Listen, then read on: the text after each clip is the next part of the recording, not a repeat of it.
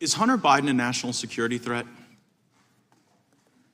That's not a question that would come up before me, Congressman. You're the head of the National Security Division, so it seems sort of on the nose. It's not in my practice or experience to identify individuals not in my purview. and to We've label heard that any individual, an American citizen, or any individual as a national security threat. Well, you would certainly concede that if the adult offspring of the President of the United States or the Vice President were compromised, that would be a national security threat, right? We speak through our filings in court, and we speak through our actions in open court. So I would, okay, well, I would speak to this. Where's the laptop? In that position. Do you know where Hunter Biden's laptop is?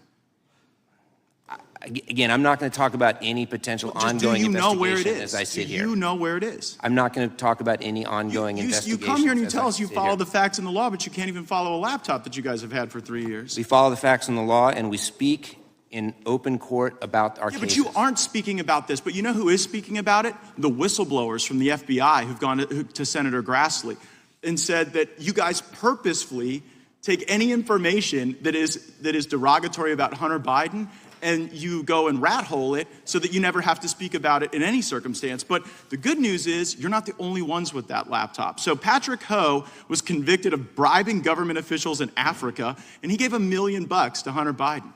Are you familiar with that? I'm not going to speak about any ongoing investigation. Is that an ongoing? I can assure is you that an ongoing investigation? I'm not going to speak about any potential ongoing investigation. Don't you see that degrades the country's belief in you guys when you have whistleblowers saying that you're purposefully rat-holing this information, and then you come here and say you won't talk about it? I mean, you know, inside Hunter Biden's multi-million-dollar deals with a Chinese energy company, Washington Post, Matt Vizier, Chinese elite paid $31 million to Hunter and the Bidens, Peter Schweitzer in the New York Post. Hunter Biden's business partner called Joe Biden the big guy in panicked messages. Do you guys call Joe Biden the big guy at the Department of Justice? So I think it's important to understand why we don't speak about cases outside of the courtroom. By the way, I already know why. Sir, if I may answer the question. You know why you don't speak about it? Because it's about Hunter Biden. You guys have no problem leaking about other stuff, right? Like, you got no problem going out and tagging parents at school board meetings as a national security threat. But when all of the facts and all of the law are before you regarding the corruption of Hunter Biden, you don't want to speak to that at all. And it's precisely why you've got folks that are talking to Senator Grassley about it. Bohai Harvest. So 10 days after Vice President Biden takes Hunter Biden to China, 10 days after this long, toiling venture of Hunter Biden, they can't get off the ground, 10 days after they go, he automatically gets approved. So for a deal in China with Bohai Harvest, have you guys looked into that? I'm not going to talk about any ongoing investigation. Well, you know who else is talking? Tony Bobolinsky. Tony Bobolinsky told the world that Joe Biden was cut in on a CCP energy deal that was orchestrated by Hunter Biden. Have you guys talked to Tony Bobolinsky? Again, we don't talk about ongoing investigations in settings such as this. So Joe Biden, how about this? Will you commit to a classified briefing on these matters? I'd certainly be happy to talk to you or any member of the committee about matters of national security. Okay, well, but is this a matter of national security? We do not talk outside of courtrooms about ongoing investigations.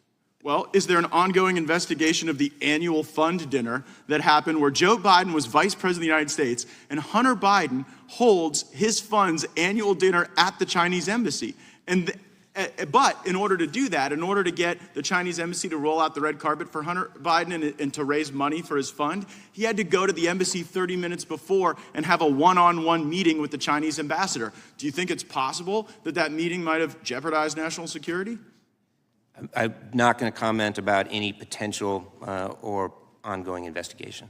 Well, here's the thing. It's pretty easy to see that Hunter Biden is compromised. I think every American knows that's a threat to national security. I think we're watching a crime spree in progress that Hunter Biden is orchestrating. And one has to wonder, what are the Chinese getting for the tens of millions of dollars that they're cutting the Biden family in on? What is the Chinese Communist Party getting as a result of cutting in 10% for the big guy? And I just happened to notice that you guys canceled the China initiative that President Trump put in place where you focus talent on those things. You know, Jim Biden said to Tony Bobolinsky that the reason they're able to get away with this corruption is plausible deniability. And that is precisely the plausible deniability that you are animating and exemplifying today. And you know what? Winter's coming, we're gonna be in the majority, and then you're gonna have to answer these questions for the country.